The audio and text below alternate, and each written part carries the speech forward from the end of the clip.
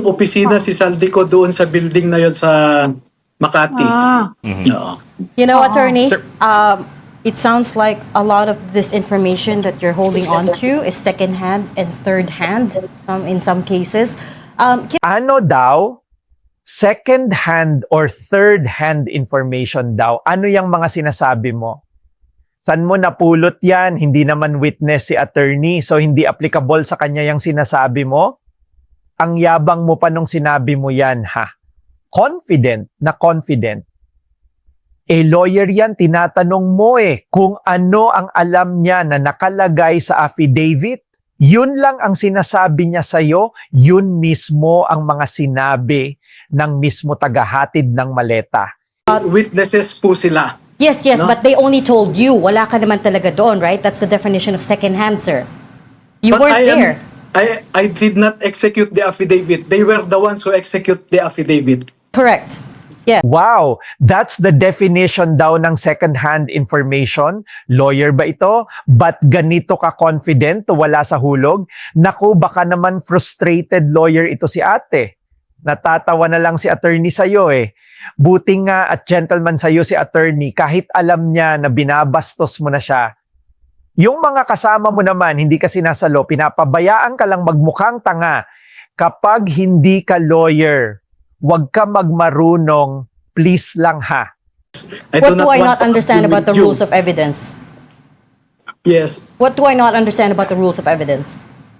For describing their statement or my statement as second-hand.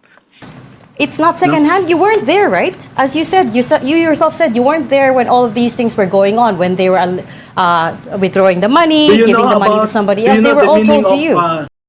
OMG, pinapanindigan niya talaga nang hamon pa ng debate kung ano daw yung hindi niya maintindihan. Pasalamat ka, kalmado lang si attorney at nag-explain pa din siya kung ano yung lack of knowledge mo.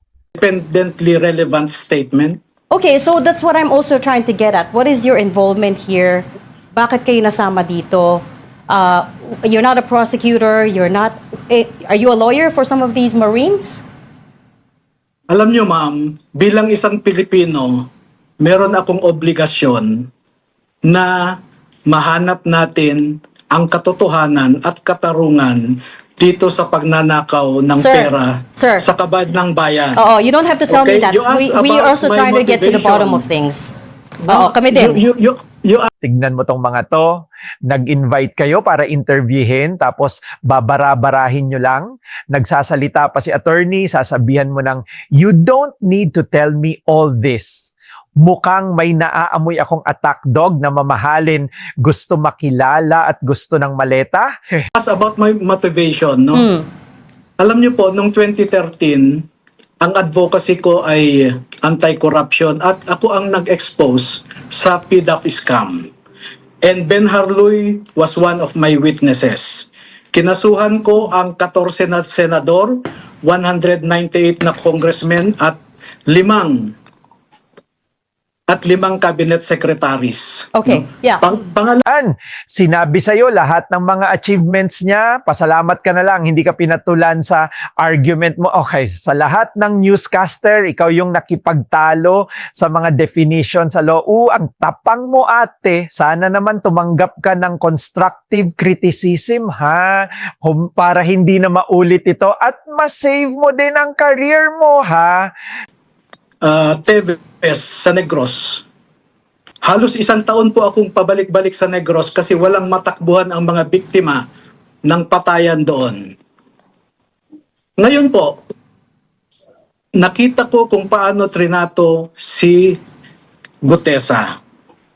At meron akong obligasyon na tumulong para malaman natin ang katotohanan. You ask about my motive, that is my motive. I don't Gusto understand. kong makaambag sa paghahanap ng katarungan. Hanggang sa huli, I don't understand pa din si ate. Dapat yata to i-enroll sa law school para hindi nang iistorbo ng mga lawyers. Ang dami-dami ginagawa ni attorney tapos tatanong at tanungin mo lang ng walang kakwenta-kwenta. Sa susunod, wag na kayo mag-invite kung ayaw nyo makinig sa mga sagot. Tingin nyo kasi masisira nyo yung credibility ng tao. Tao tinanggap yung invitation nyo. Dapat in return, wag bastos ha.